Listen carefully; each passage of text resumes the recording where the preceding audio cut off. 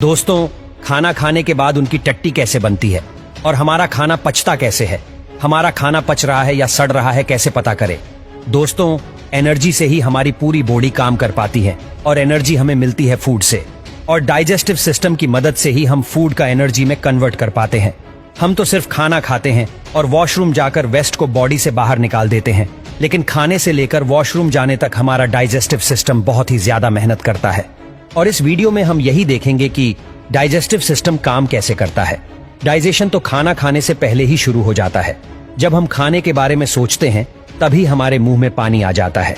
वो पानी नहीं होता है, उसे सलाइवा कहते हैं। जब हम खाना चबाते हैं तब दांत की मदद से हम फूड को छोटे छोटे पीसेस में ब्रेक कर देते हैं और साथ ही खाना और सलाइवा मिक्स हो जाते हैं।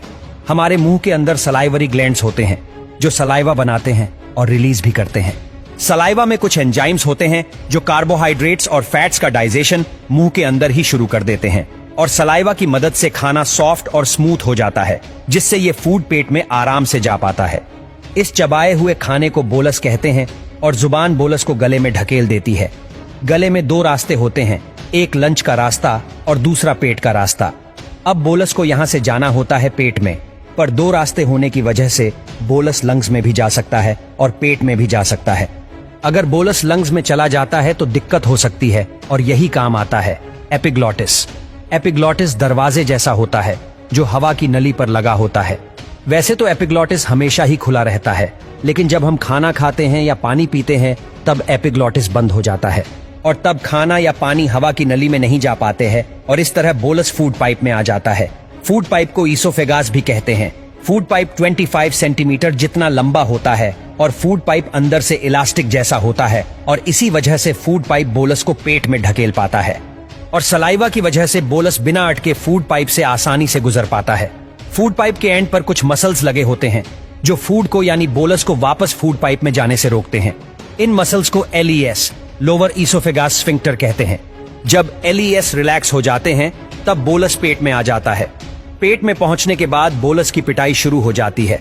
हमारा पेट खाने को सिर्फ होल्ड नहीं करता है, बल्कि एक ग्राइंडर की तरह फूड को पेस्ट में बदल देता है, और इसी इलास्टिक पावर की मदद से स्टमक फूड को पेस्ट में बदल पाता है।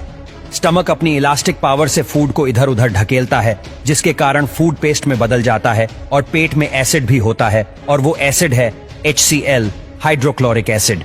दोस्तों, HCl बहुत ही ज्यादा स्ट्रांग होता है, और पेट के मसल्स को HCl से बचाने के लिए पेट में म्यूक्स रिलीज किया जाता है, जो HCl को पेट के मसल्स के साथ रिएक्ट करने नहीं देता है। HCl का काम होता है फूड को डाइजेशन के लायक बनाना, और दूसरा काम होता है डाइजेस्टिव एंजाइम्स बनाना।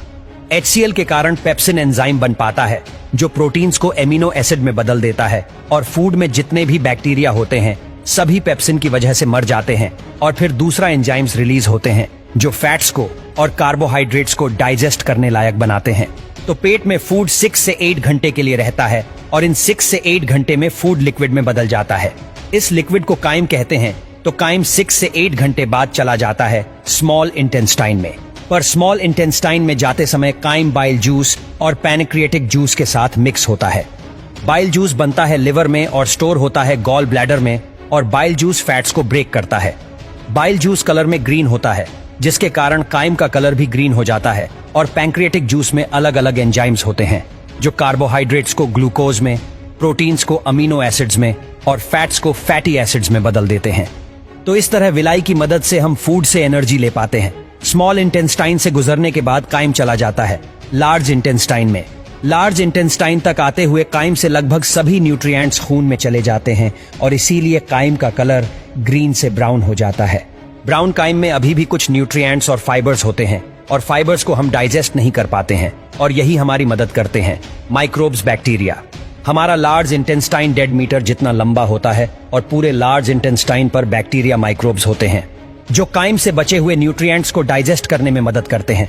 लार्ज इंटेस्टाइन के एंड तक पहुंचते हुए काइम से सभी न्यूट्रिएंट्स और पानी निकाल लिए जाते हैं, और अब ये काइम बदल जाता है स्टूल में यानी टट्टी में, और लार्ज इंटेस्टाइन में ही स्टूल यानी टट्टी पर म्यूकस रिलीज किया जाता है ताकि टट्टी आसानी से बाहर निकल पाए। लार्ज इंटेस्टाइन में फूड बहुत ही धीरे डाइजेस्ट होता है, और इसीलिए लार्ज इंटेस्टाइन में फूड को पूरी तरह डाइजेस्ट होने के लिए 30 से 40 घंटे लगते हैं। फिर 30 से 40 घंटे बाद स्टूल चला जाता है रेक्टम में, जो कि टट्टी को स्टोर करता है।